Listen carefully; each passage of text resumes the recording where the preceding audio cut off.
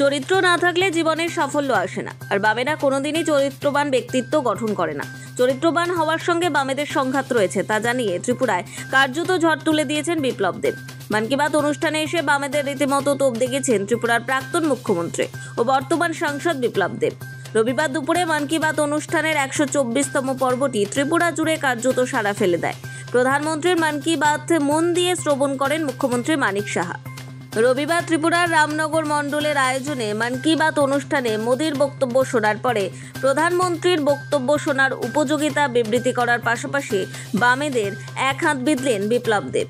বিপ্লব দেব আরো বলেন, বাক্স বাজিয়ে চাঁদা তুলে রাজ্যের কোনো উন্নতি করতে পারেনি বামেরা। আর যার অভ্যাস শেষ হয়ে যায় তার কাছে কোটি টাকা দিয়ে দিলেও সে জীবনে কোনো কিছু করতে পারে না।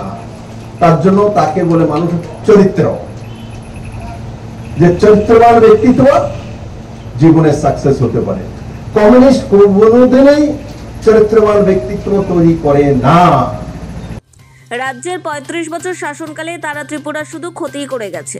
উল্লেখ্য, ১৯৭৮ থেকে ১৯৮৮ এবং ১৯৯৩ থেকে টানা ২০১৮ পর্যন্ত ত্রিপুরার শাসক দল ছিল বামফ্রন্ট।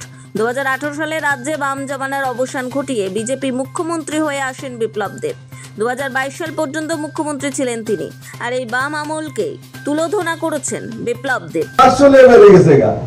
৩৫ বছর রাজ করছে, কত বাৎসল্য বেড়েছে, বাৎসরি কই আছে। ৩৫টা বছর রাজ করেছে, 35 ইয়ার্স এত বাৎসল্য ঘুরেছে।